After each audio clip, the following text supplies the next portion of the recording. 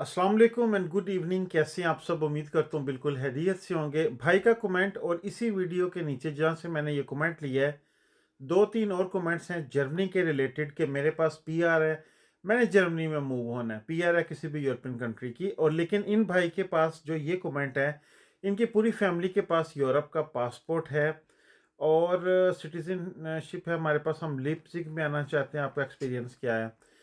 आज मैं इस वीडियो में दोनों चीज़ें डिस्कस करूंगा। पीआर वाले बंदे भी जिनके पास लार्गा दुरासियन यूए वाला कार्ड है स्पेन का, क्योंकि जो लार्गा दुरासियन नॉर्मल है वो चेंज नहीं होता। और पासपोर्ट वाले, पहले हम आते हैं पासपोर्ट वाले बंदों की तरफ कि जिनके पास यूरोपियन पासपोर्ट्स हैं। अगर तो आपके पास यूरोपियन पासपोर्ट्स हैं, फिर आपने जर्मनी में ऐसे ही आना है जैसे आपने मैड्रिड से बार्सिलोना जाना है या बार्सिलोना से बिलबाओ जाना है या बिलबाओ से कहीं और, कि आप कहीं भी जाएंगे सिर्फ जाके पदरून करवानी है, आपका सारा काम होती हो जाएगा। सेम उसी तरह जर्मनी में भी ऐसी चीज़ है कि आपको सिर्फ रहने के लिए जगह चाहिए। आपका टैक्स नंबर, आपकी हर चीज़ खुद ही आपके घर में आ जाएगी। लेकिन आपने ये चीज़ ज़रूर डिसाइड करनी है कि आप स्पेन से अगर आ रहे हैं तो आपको जर्मन नहीं आती। भले इंग्लिश यहाँ पे बहुत ज़्यादा जगह पे बोली जाती है, लेकिन जो स्कूलिंग सिस्टम है, जो आपका स्टार्ट के 5 से 6 महीने होंगे, आपके मेडिकल कार्ड, आपके डॉक्टर्स, आपके जो स्कूल हैं बच्चों के, आपका जो जॉब ढूंढने का तरीका है, आपका सारा ये सारा निज़ाम आपने जर्मन लैंग्वेज में थोड़ा बहुत करना है। और अगर आप सोच रहे हैं, प्लान कर रहे हैं, तो 2 3 4 महीने में आप A1 B1 का कोर्स कर सकते हैं। स्पेन में रहते हुए भी ऑनलाइन सीख सकते हैं। अगर लैंग्वेज की अलफ बे आपको आती होगी तो आपके लिए चीज़ें आसान होंगी। जिस शहर का आप नाम ले रहे हैं, ये एक बहुत ज़्यादा पॉपुलेटेड एरिया नहीं है। यहाँ पे बड़ी लिमिटेड, ये चीज़ आपने खास जहन में रखनी है। यहाँ पे आके बंदे फेल होते हैं। बहुत से दोस्त मेरे ऐसे आते हैं जिनको मकान मिल जाता है बड़े नॉर्मल सी जगह पे। फॉर एग्जांपल जो सारब्रुकन वाला एरिया, जो फ्रांस का बॉर्डर है, स्ट्रासबर्ग वाली साइड है, या जो आप लिप्सिक का भी नाम ले रहे हैं, बर्लिन वाली साइड पे जाएं तो वहाँ पे आता है। ये टाउन्स हैं, छोटे छोटे इलाके हैं, मकान यहाँ पे मिल जाता है, लेकिन यहाँ पे काम एक दो ही है, इसके अलावा कोई ऑप्शंस नहीं है। जो बेस्ट ऑप्शंस हैं आपने वो देखनी है। भले वो पासपोर्ट वाला बंदा है या पीआर वाला बंदा, पहले अकेले आए। अकेले आके आप ये देखें कि मैंने किस इलाके में सेटल होना, मेरे पास कहाँ पे चांसेस हैं कि अगर मेरे पास एक जॉब खत्म हो जाएगी तो मैं दूसरी जॉब कैसे स्विच कर सकूंगा। और वो होगा कहाँ पे? डोजल्डर्फ में होगा, स्टुटगार्ट में होगा, हैम्बर्ग में होगा, हैनोवर में होगा, फ्रैंकफर्ट में होगा। बर्लिन वाली साइड जो है या हैम्बर्ग, थोड़ा सा मैं उसे इसलिए कुतराता हूँ कि वो आ जाता है बहुत ज़्यादा ओवर पॉपुलेटेड है, और वहाँ पे फिर चांसेस कम हो जाते हैं, क्योंकि दुनिया का हर बंदा इन मुल्कों, इन शहरों में आता है। ये जो बड़े कैपिटल है बर्लिन और सैक्सोनी वाला जितना भी स्टेट है, वो थोड़ी सी ना सहत है। बच्चों के स्कूलिंग के हवाले से भी बच्चों के लिए बहुत ज़्यादा चैलेंजेस हो सकते हैं कि अगर आप pure pure pure German area में जाएंगे। ये बड़ी ज़रूरी चीज़ें होती हैं, और पेरेंट्स ने ही इनका ख्याल रखना होता है। बच्चों को तो इन चीज़ों का पता नहीं होता। कोशिश करें जहाँ पे ज़्यादा मल्टीनेशनल मल्टी कल्चरल इलाके हैं। फ्रैंकफर्ट उसमें टॉप एरिया आता है। मैं फ्रैंकफर्ट सेंटर नहीं कह रहा, मैं वीसबाडन कह रहा हूँ, मैं माइंस कह रहा हूँ, मैं रुसल्सहाइम कह रहा हूँ, मैं राउनहाइम कह रहा हूँ। जितना भी हेसन है या जितना भी एसन है या जितना भी स्टुटगार्ट वाला एरिया, हाइडलबर्ग है। अभी आप देखेंगे जो म्यूनिक है वो भी बहुत ज़्यादा स्ट्रिक्ट है, सख्त है, महंगा है, मकान ढूंढने में बड़ी प्रॉब्लम्स हैं। आप अगर सर्च करें कहीं पे भी क्राइटेरिया ईबे क्लाइनन साइगन, ईबे क्लाइनन साइगन, आप अगर इसमें घर सर्च करेंगे तो आप खुद ही देख लेंगे किस इलाके में मकान महंगे हैं, कहाँ पे मकान मिलने मुश्किल हैं। अकेले आएंगे, स्कूल देखेंगे, वहाँ पे जाके बात करेंगे, मेरे इतने बच्चे आ रहे हैं। आपका स्कूल आपकी पैदल रीच पे होना चाहिए, ना कि आपके बच्चे बस पे या आप गाड़ी पे छोड़ने जा रहे हैं। वो एक बहुत बड़ा फिर चैलेंज हो जाता है। अगर आप काम पे जा रहे हैं, यहाँ पे जो शिफ्ट्स होती हैं वो अक्सर चेंज होती रहती हैं। 2 दिन सुबह, 2 दिन दोपहर, 2 दिन रात, तो फिर सारे का सारा निज़ाम खराब हो जाता है।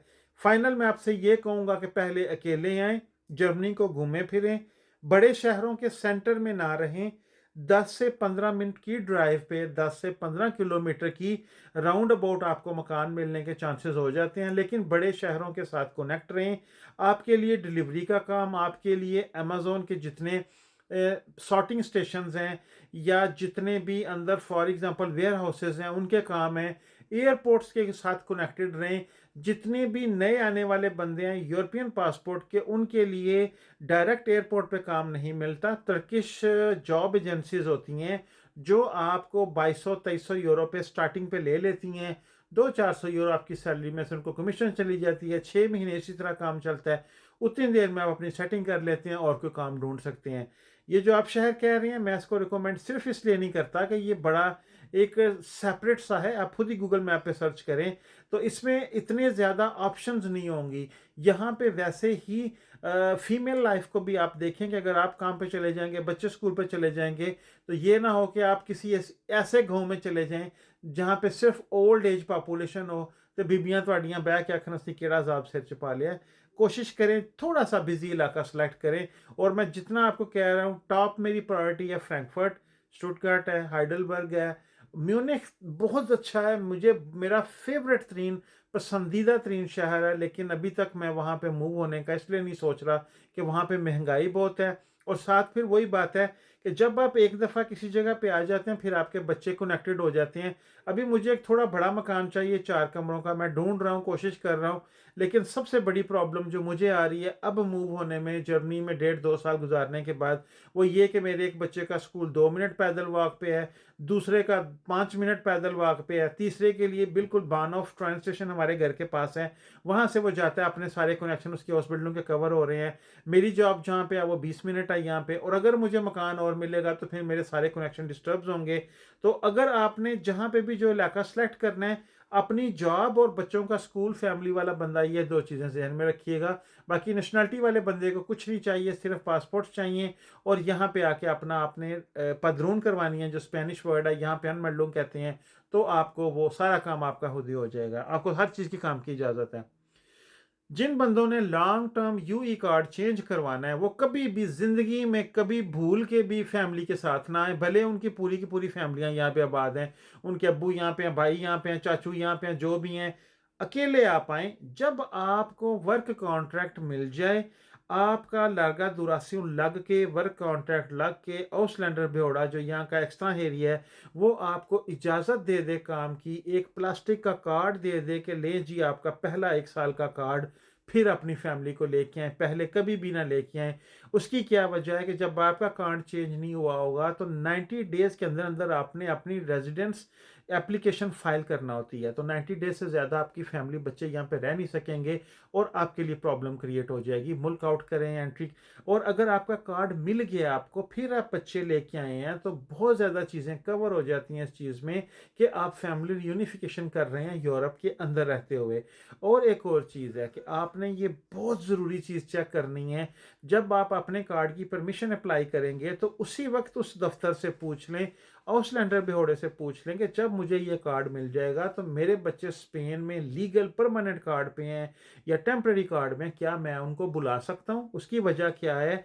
बहुत सी फैमिलीज़ को ये बाद में प्रॉब्लम आती है कि ऑसलैंडर बेहोड़े कहता है कि स्पेन से जर्मन एम्बेसी से जाके वीज़ा लेके आए रेजिडेंस, फिर हम आपकी फैमिली को फैसिलिटेट करेंगे। और उस वक्त ये होता है कि बंदा पीछे से हर चीज़ छोड़ छाड़ के आ गया होता है, बच्चों के स्कूल छूट गए होते हैं, आप हर चीज़ लगा के यहाँ पे आ गए होते हैं, ना आप वापस जा सकते हैं और ये आपको वीज़े नहीं दे रहे होते फैमिली के, तो बंदा फिर हर चीज़ हार के बैठ जाता है। ये बड़ा ज़रूरी पॉइंट है कि आपके अगर कोई जानने वाला, कोई यार दोस्त को, फैमिली को, रिश्तेदार बंदा है, पहले अकेले खुद जाएं, जॉब्स ढूंढें, अपना वर्क कॉन्ट्रैक्ट लें, आपके पेपर जमा होने हैं, आपको काम की इजाज़त मिलनी है, जर्मनी का कार्ड मिलना है तो आप काम कर सकेंगे। भले आपके पास 50 साल का भी परमानेंट रेजिडेंस कार्ड किसी भी यूरोपियन कंट्री का है, वो आपको डायरेक्ट जर्मनी में काम करने की इजाज़त नहीं देगा। आपको पहले यहाँ पे वर्क कॉन्ट्रैक्ट लगा के कार्ड चेंज करवाना होगा। जब आपको पहला कार्ड मिलता है 1 साल का, जब आपको मिल जाएगा फिर आप अपने बच्चों को लेके आएँ। और आपके लिए भी वही चीज़ें हैं जो कि पासपोर्ट वाले बंदों को मैंने बताया कि आपने ये देखना होता है हम कहाँ पे आएँ, बच्चों के लिए कहाँ पे आएँ, उनके स्कूल कहाँ पे आएँ, उनकी हाउस बिल्डिंग कहाँ मिलेगी, हमारे डॉक्टर्स कहाँ पे हैं, अगर मुझे जॉब स्विच करना पड़े तो यहाँ पे मेरे लिए क्या ऑप्शंस हैं। जो बंदे पहले से मौजूद हैं उनके लिए उनके पास ज़्यादा ऑप्शंस होती हैं आपको बताने के लिए कि भाई ये काम करें या नहीं। लेकिन 99% मैं भी जो आपको बता रहा हूँ ये चीज़ें जहन में रखें, अपना होमवर्क आपने खुद करना है, क्योंकि जिस रास्ते पे आप चल रहे हैं आपने अकेले वो फेस करना है। जर्मनी अब पहले वाला नहीं है, जर्मनी में चीज़ें थोड़ी डिले हैं, अपॉइंटमेंट्स बहुत लेट से मिलती हैं, और ये सारा कुछ आपने चेक करके फिर कोई स्टेप लेना है। मिलूंगा आपको मैं किसी अगली वीडियो में, तब तक मुझे दुआ में याद रखिएगा। अल्लाह हाफिज़।